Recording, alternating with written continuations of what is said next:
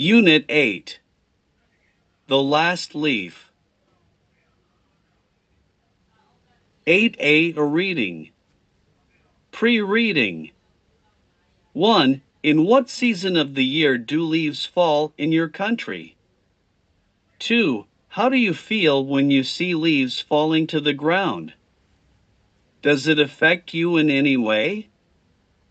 3. Do you believe that if there is hope, there is life?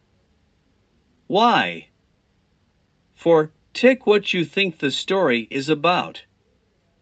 A. Friendship. B. Selfless sacrifice. C. A leaf. D. Hope. E. Health and diseases. Read the passage. Part 1. To Greenwich Village, which is a section of New York City, many people came who were interested in art. They liked the bohemian life of the village, and they enjoyed living among so many artists. The buildings and apartments were often very old and dirty, but this only added to the interest of the place. At the top of an old three-story brick house, Sue and Johnsy had their studio. One of them was from the state of Maine, the other from California. They had met in the restaurant of an 8th Street hotel. Both were artists who had recently come to New York to make their living. That was in May. In November, a cold, unseen stranger, who the doctor called pneumonia, visited the city, touching one here and one there with his icy finger. He touched Johnsy and she lay, scarcely moving, on her painted iron bed, looking through the small window at the blank wall of the opposite building. One morning the busy doctor invited Sue into the hall. "She has about 1 chance in 10 to live," he said as he shook down the mercury in his clinical thermometer. "And that 1 chance depends upon her desire to get better. But our little friend has made up her mind that she is going to die. Is she worrying about something? She wanted to paint a picture of the Bay of Naples someday," said Sue. "No, something more important, eh, man, perhaps?" "No." "Well, perhaps it is a result of her fever and her general physical weakness.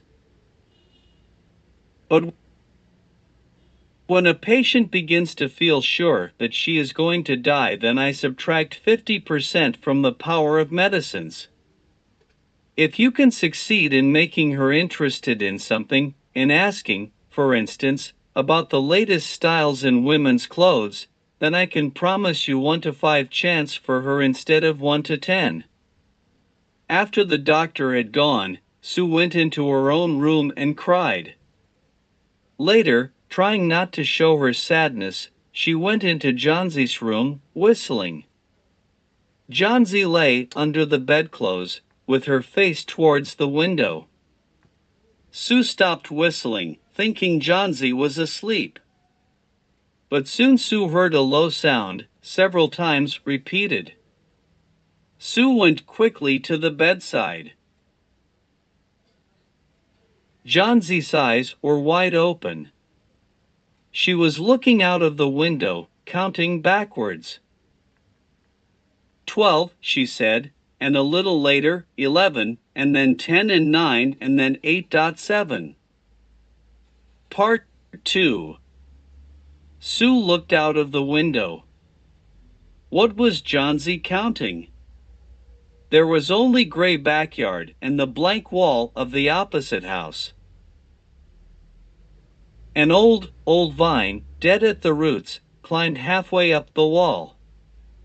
The cold breath of autumn had blown almost all the leaves from the vine until its branches were almost bare.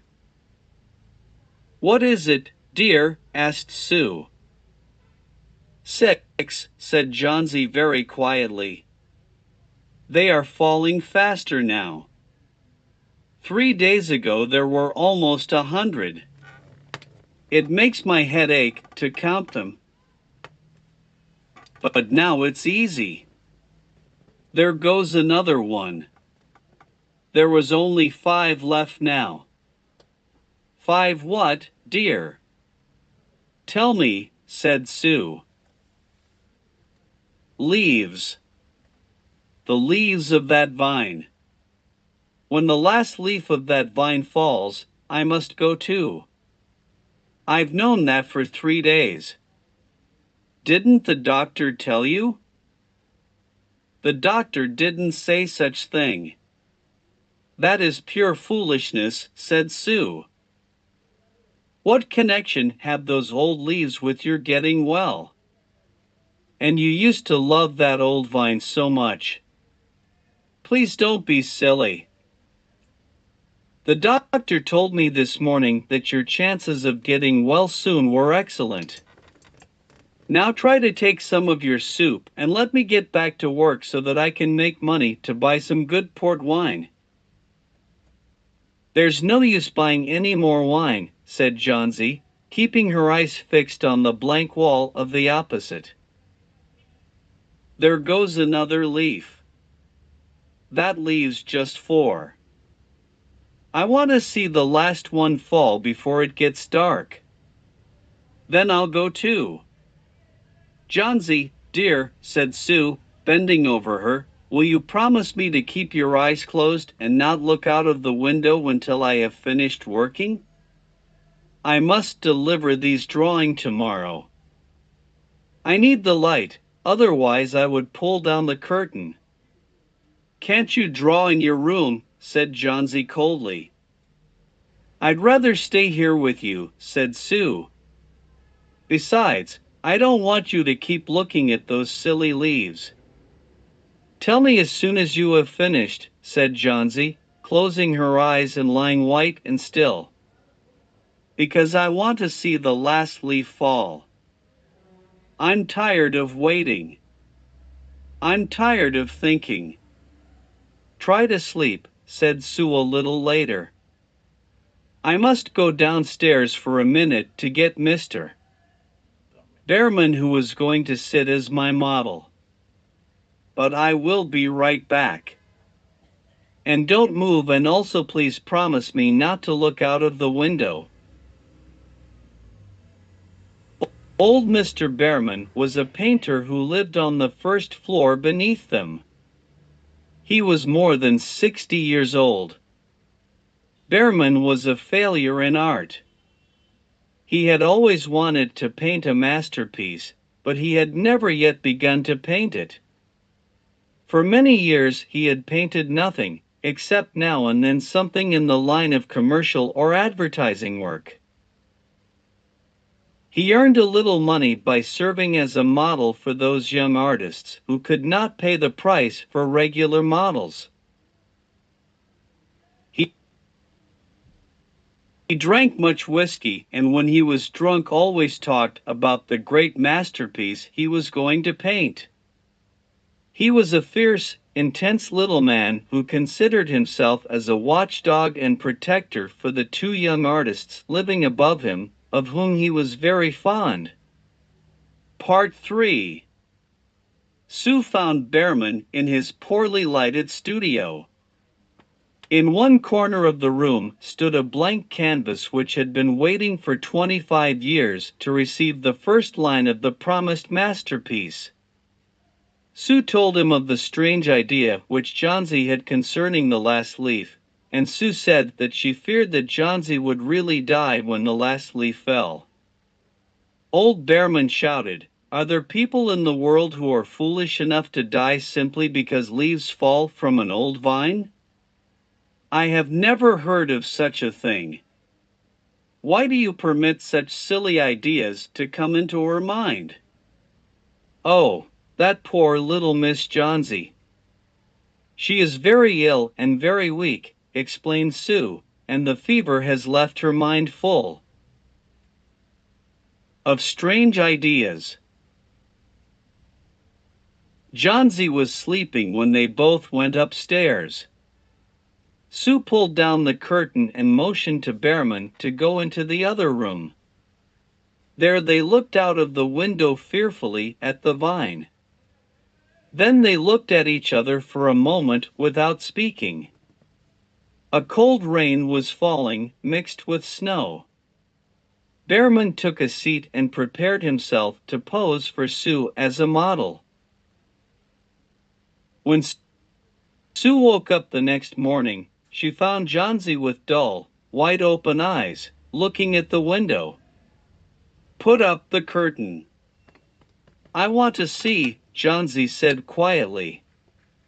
Sue obeyed. But, oh, after the heavy rain and the strong wind, one leaf was still hanging on the vine. The last leaf still dark green, it hung from a branch some 20 feet above the ground. "It is the last one," said Johnsy. "I thought it would surely fall during the night. I heard the wind and the rain. It will fall today and I shall die at the same time." "Dear Johnsy," said Sue, placing her face close to Johnsy's on the pillow. "Think of me if you won't think of yourself. What shall I do?" But the next morning when Johnsy commanded that the curtain be raised again, the leaf was still there. Johnsy lay for a long time looking at it. And then she called to Sue. "I've been a bad girl, Sue," said Johnsy. "Something has made the last leaf stay there just to show me how bad I was. It was a sin to want to die.